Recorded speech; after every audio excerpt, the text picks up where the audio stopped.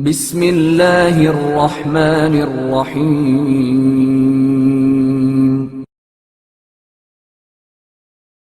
بچوں کے درمیان برابری کا سلوک۔ ایک خاتون اپنے 2 بچوں کے ساتھ رسول خدا صلی اللہ علیہ وآلہ وسلم کی زوجہ ام المومنین حضرت عائشہ کے گھر آئی تو حضرت عائشہ نے اسے 3 کھجوریں دیں۔ ماں نے دونوں بچوں کو 1 کھجور دی اور تیسری کھجور کو آدھا آدھا کر کے دونوں بچوں کو برابر دے دیا۔ جب آن حضرت صلی اللہ علیہ وآلہ وسلم گھر تشریف لائے تو حضرت عائشہ نے ان سے یہ ماجرا بیان کیا تو آن حضور صلی اللہ علیہ وآلہ وسلم نے فرمایا، کیا تمہیں اس خاتون کے عمل سے تعجب ہوا؟ خدا اسے اس عمل اور مساوات کی وجہ سے بہشت میں داخل کر دے گا۔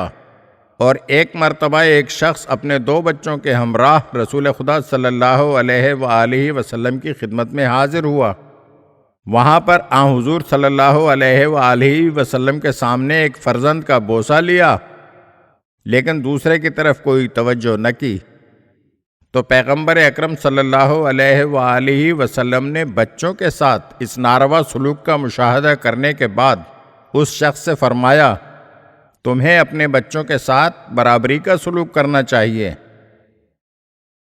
اگر آپ ہمارے چینل کی نئی ویڈیوز دیکھنا چاہتے ہیں تو ہمارے چینل کو سبسکرائب کریں اور گھنٹی کے بٹن کو دبائیے تاکہ ہر آنے والی ویڈیو آپ کو جلد موصول ہو سکے۔ اور ہاں، لائک اور شیئر ضرور کیجیے اور اپنے قیمتی کمنٹ سے ہمیں آگاہ کیجیے۔ شکریہ۔